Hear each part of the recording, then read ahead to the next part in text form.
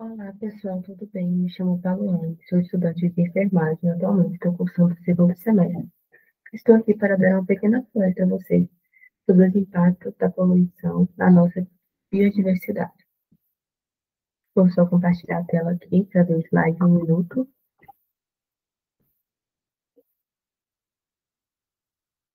Prontinho. Vamos falar sobre os impactos da poluição na biodiversidade.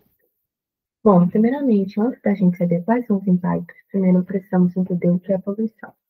Poluição, a grosso modo dizer, é qualquer alteração ou modificação que seja prejudicial ao meio ambiente. Essa modificação, ela vai afetar as interações ecológicas e, consequentemente, afetar todas as espécies existentes no planeta, inclusive nós, seres humanos. Existem alguns tipos de poluição natural, que são causadas, né, como disse, pela natureza. Um exemplo disso seria o vulcanismo. Mas a maior parte das vezes, a poluição é causada por nós, seres humanos. E a poluição também nos afeta, diretamente e indiretamente. Bom, falando um pouquinho também sobre o que é biodiversidade. Bio vem de vida, diversidade, variedade, ou seja, biodiversidade é a variedade de vida existente no nosso planeta. Variedade de espécies, variedade de ecossistemas, variedade genética. É tudo que a gente tem à disposição no nosso planeta. Falando um pouco sobre os impactos da poluição na biodiversidade. Bom, ultimamente, o principal impacto, né, da poluição na biodiversidade está sendo a perda de habitat. Essas perdas de habitat estão gerando, né, consequentemente, a questão da extinção de algumas espécies que está afetando cadeias alimentares, né, interações ecológicas, alguns lugares estão deixando de existir, enquanto algumas espécies estão com superpopulação, se tornando praga. Então, está tendo um desequilíbrio no nosso planeta causado justamente pela poluição ambiental, né, atrelada a outros fatores como desmatamento, queimadas e etc, né? Aqui na charge, falando em relação à poluição no meio aquático, né, que tem ganhado mais visibilidade ainda nesses tempos, né, devido ao grande vazamento aí, né, de petróleo nos mares, no grande despejo de esgoto, resíduos nos rios, né, matando milhares de vidas. Bom, falando um pouco sobre a redução da fauna e da flora em ecossistemas poluídos. A poluição ambiental é uma das principais causas da redução da fauna em ecossistemas poluídos, da fauna e da flora. Bom, a contaminação dos solos, da água e do ar através de resíduos industriais e produtos químicos afeta tanto a saúde dos ecossistemas quanto a qualidade de vida das populações. A extinção de habitats é uma consequência direta desse panorama negativo, resultando na perda da biodiversidade e na alteração de cadeias alimentares. Um exemplo emblemático que eu trouxe em relação a essa perda, né, da fauna devido à poluição ambiental é um caso, né, muito conhecido, que é a quase extinção, gente, das tartarugas marinhas, né? Nós temos 5 espécies de tartarugas marinhas aqui no Brasil, e das 5, 4 delas já estão ameaçadas de extinção. Como eu trouxe aqui, né, 4 das 5 espécies de tartarugas marinhas encontradas no Brasil estão ameaçadas de extinção, devido a fatores como a poluição, a pesca incidental, né, e a destruição de habitats. Um órgão aí que se destaca muito na preservação dessa espécie é o Projeto Otamar, né, que vem se empenhando bastante para conseguir manter essas tartarugas aqui, né, no habitat delas. Nós temos 5 espécies aqui, como eu havia dito. Essas 5 espécies são a tartaruga de couro, tartaruga oliva, tartaruga verde, tartaruga cabeçuda e a tartaruga de peixe. Essas tartarugas, elas vêm enfrentando grandes dificuldades, né, em relação ao lixo jogado nos mares, ao vazamento de petróleo, e também nós temos a questão climática. Como sabemos, o sexo das tartarugas é determinado pelo clima, e como estamos tendo, né, um aumento de temperatura nesses últimos tempos, estamos enfrentando climas cada vez mais quentes. Isso está gerando uma superpopulação de tartarugas fêmeas e quase nada de tartarugas machos. Isso está afetando muito a questão da reprodução também, né, que já está prejudicando justamente na perseverança desses animais na habitat que já é deles por direito. Eu trouxe um exemplo, né, de uma tartaruga. Isso aqui é a tartaruga de peixe. Falando um pouco sobre os impactos na flora. A contaminação do solo, do ar e da água resulta em uma série de problemas que afetam diretamente a biodiversidade. A poluição do ar, por exemplo, pode acidificar o solo e a água, afetando a flora e a fauna locais. A redução da flora em ecossistemas poluídos é um desafio significativo e requer ações eficazes para restaurar a biodiversidade e a saúde ambiental. Em relação à fauna, a flora ela é mais esquecida. Muito se fala da extinção de espécies da fauna, mas pouco se fala da extinção de espécies da flora. Inclusive, eu trouxe alguns exemplos de tipos de extinção de flora que nós temos. Bom, nós temos a flora extinta na natureza. Esse tipo de extinção ocorre quando uma espécie não está mais presente em habitats naturais, mas os exemplares podem ser preservados em jardins botânicos, habitats controlados ou bancos de sementes. Um exemplo de flora extinta na natureza é a franquilinha, dos quais apenas restam exemplares em cultivo ornamental. Então, a imagem dessa flor ao lado, né, como podemos ver, não existe mais essa flor em ambientes naturais, né, de forma selvagem, apenas cultivadas artificialmente.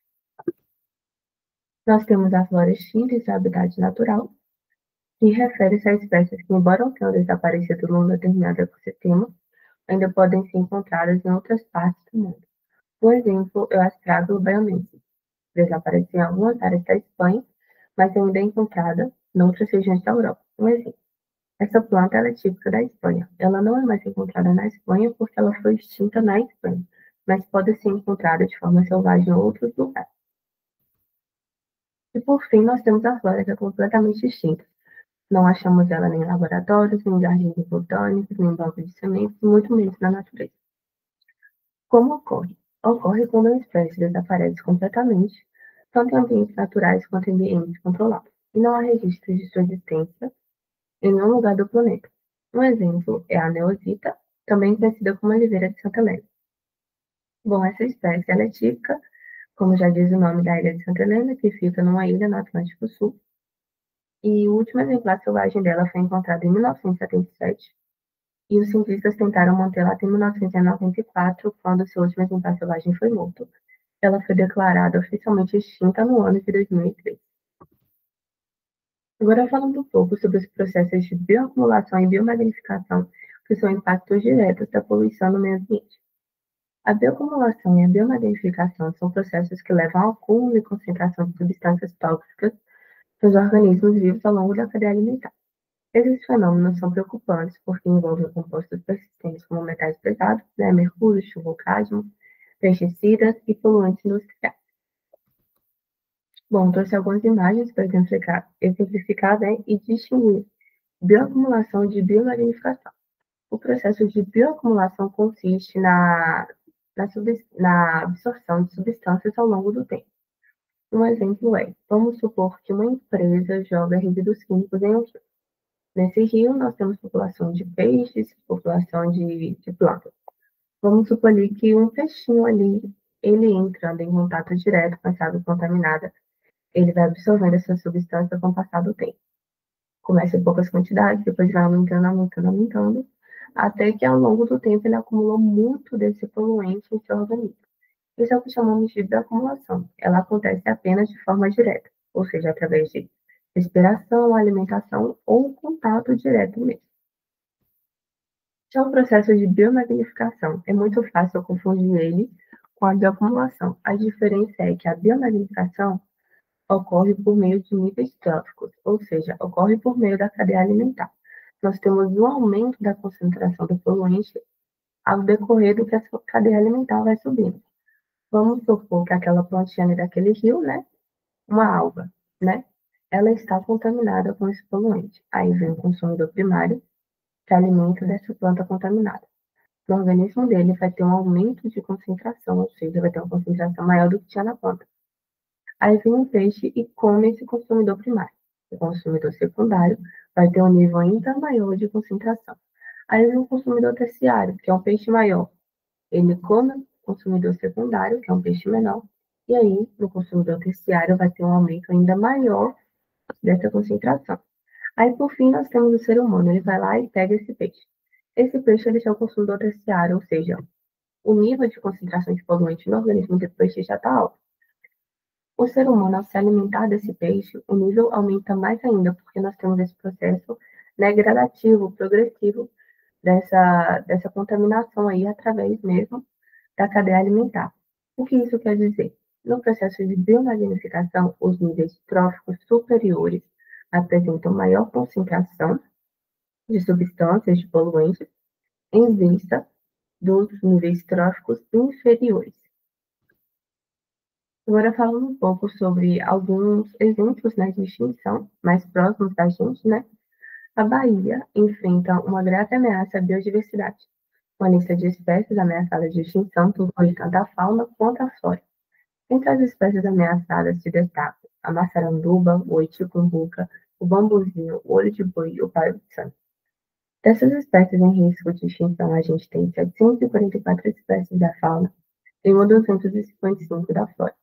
Todas essas informações foram retiradas da cartilha, né, que o governo fornece, justamente para conscientizar a população de quais são as espécies que estão extintas, justamente para nós fazermos nosso papel também de ajudar o governo aí a preservar essas espécies que são tão importantes para o equilíbrio ambiental. Para finalizar, as considerações finais. Portanto, entende-se que é de suma importância a preservação e manutenção do meio ambiente, já que qualquer desequilíbrio nesse sistema pode acarretar inúmeras consequências para as demais atividades. Também é preciso entender que quanto mais o tempo passa, maior se torna a necessidade de cuidar do planeta. Isso inclui cuidar principalmente da nossa biodiversidade. Aqui estão algumas referências, e muito obrigada, pessoal, pela atenção de vocês, pela curiosidade e por estarem aqui assistindo a esse vídeo.